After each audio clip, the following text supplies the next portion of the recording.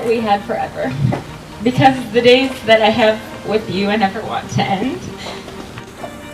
How lucky am I today to be marrying my best friend, the man who has shown me patience and unconditional love. I promise today to give you all of me until we meet quits again. Okay. Hold on a second. So I'm gonna do the not so corny thing, but quote lyrics that I thought would be appropriate for today. To quote the great Teenage Bottle Rocket, "When you wake, I want to wake up right beside you. When you laugh, I want to be the one who made you. If you're cold, I'll let you wear my own sweatshirt. If you fall, I want to make sure that you're not hurt. I love you.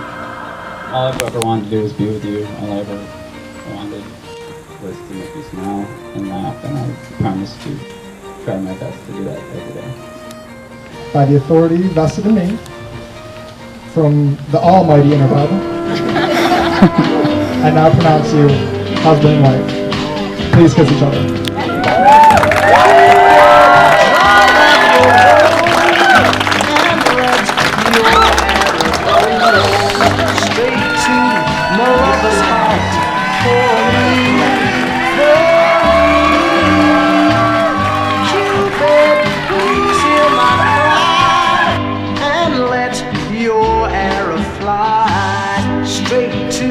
My lover's heart for me. Now, I don't mean to bother you, but I'm in distress.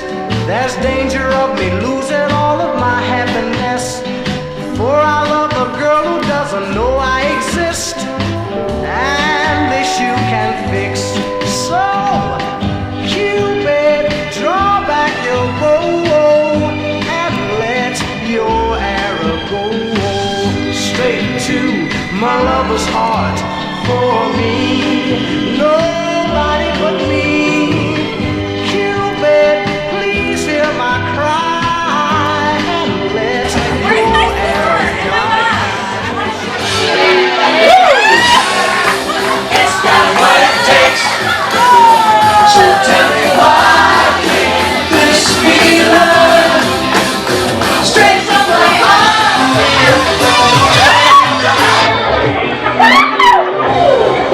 It's not what it takes. So tell me why can't this be love? You'll let you want it straight from the heart. Tell me why can't this be love?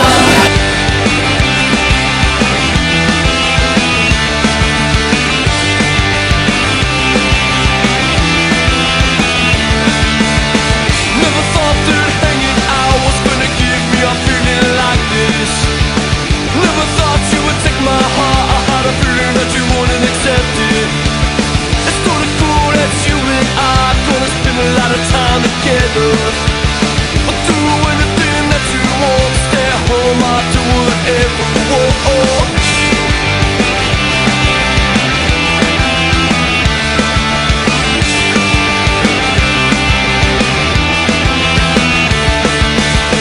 Never thought that hanging out was gonna give me a feeling like this. Never thought you would take my heart. I had a feeling that you wouldn't accept it. It's kinda cool that you and I are gonna spend a lot of time together. I'll do anything that you want. Stay home, I'll do whatever.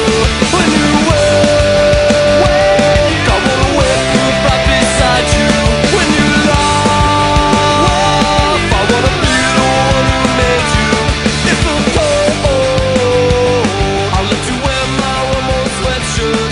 If you fall, I'm gonna make sure that you're not the one you fall. When we were sitting at a bar and this really creepy guy just kept trying to talk to us, and it was kind of just like, you're not quite on our level, right?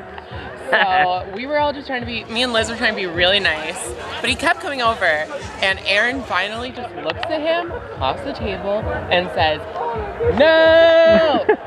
and he went away. The night I first met her, her and I were drunk in the apartment that we shared together, and she decided to leave and go out that night, and about 2 o'clock in the morning I get a text that says, "I love you, I can't wait to see you, and I can't wait to be with you."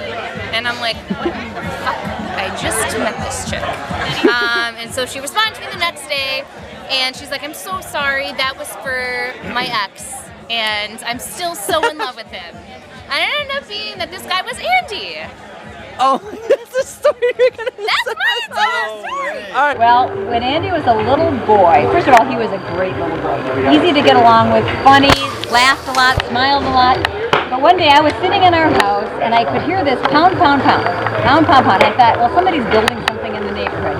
Here it turns out it was Andy, and he was locked in our garage. And he was pounding on the thing to get out. And then we went outside and he had written out a little note that says, "Help me." He forgot the L in help. So that's when I found out my son was locked in the garage. Actually, we went to try on dresses for the wedding.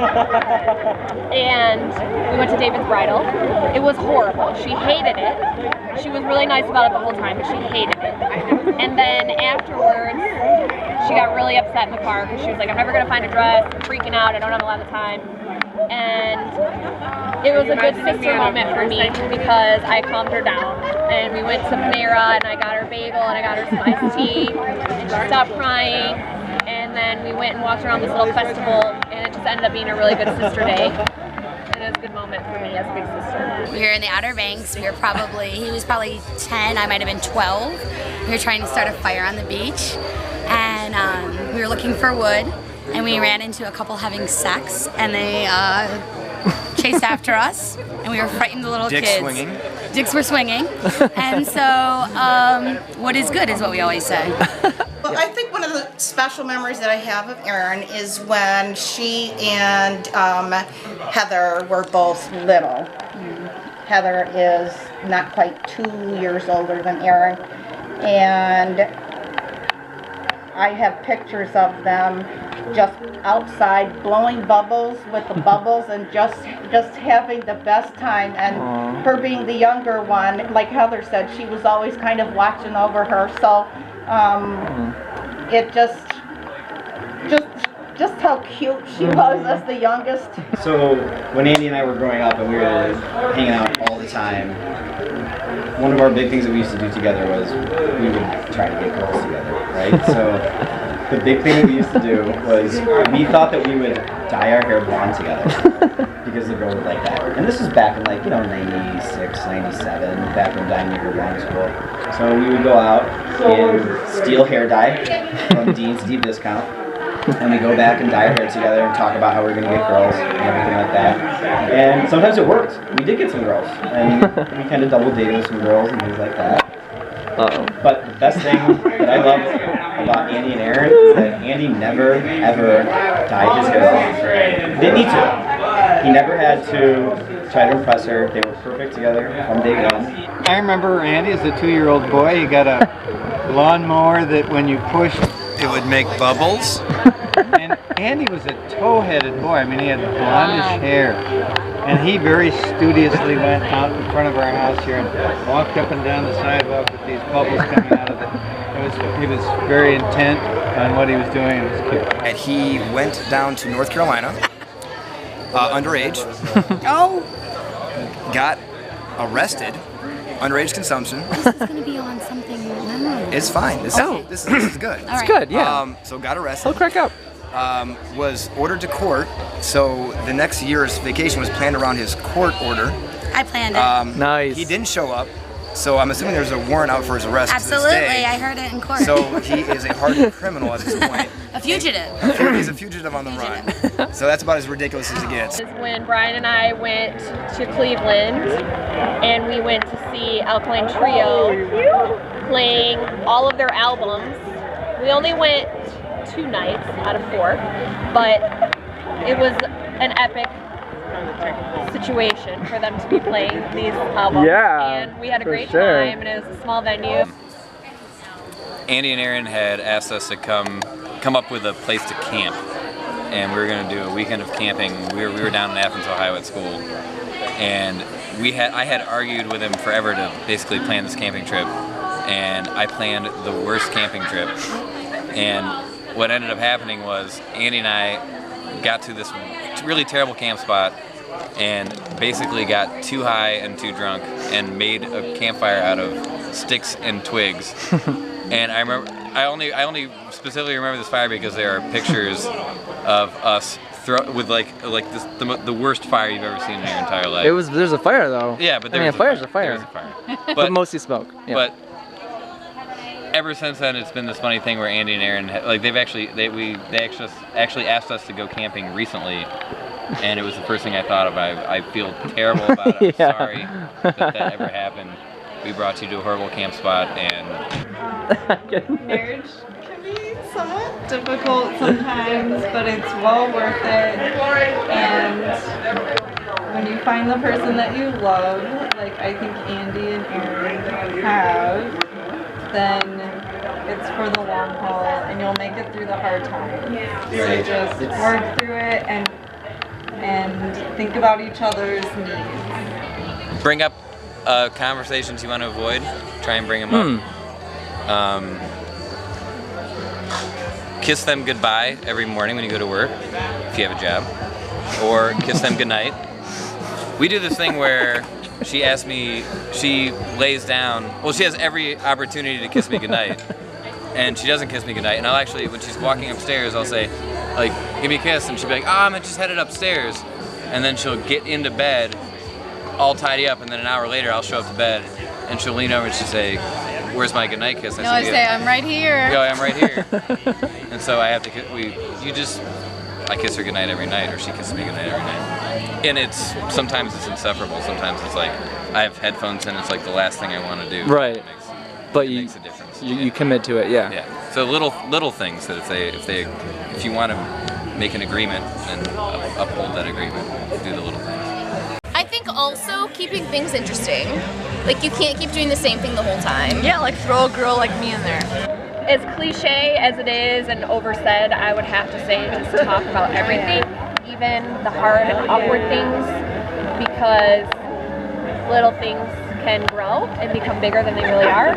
So just keep talking to each other, and even if you're scared or you feel weird about something or you're nervous or whatever it is, talk about all those things in addition to all the happy things. It can be a roller coaster. It really can be. There's a lot of ups and a lot of downs, but the ups are the most important parts of life, and cherishing those moments. The downs, you get through them, and you have each other to support each other throughout those downs, and that's what marriage is all about. Just having a partner and a soulmate. Just always be a team. Just never give up. That's cute. I'll speak on the man's behalf, is just give in a little bit. Carlson can be very stubborn. I'm very stubborn. I've learned over the years that you just have to go with the flow and let her have her way every once in a while. Just be happy, love each other. Is just that kind of always just talking to each other, expressing yourself, telling Andy how you feel, not keeping it to yourself, being open and honest, and just loving both each other, because they are just so meant for each other. It's just everybody's been waiting, for so long. So it's finally happened, and everybody, especially me. Now I have 2 daughters and I have 2 boys, right? Yes, Check. exactly. So, Nice. and more grandkids to come, Erin. So. Well, we've been married 39 years, in October 15th, right? Yes. Nice. And my tip is to not take things too seriously. And, well, I still think he's kind of funny. And I think we're Still laugh. Oh my God. I am not hot. Yes, you So are. stay funny and stay hot. Yeah. What about you? Do you have any tips? Sense of humor is really Nice. important. You have to learn how to fight. You have to learn how to not say things that you're gonna regret later. Like what? How could I say anything bad about her? Aw. Okay. See, that's a good skill. Yeah, good.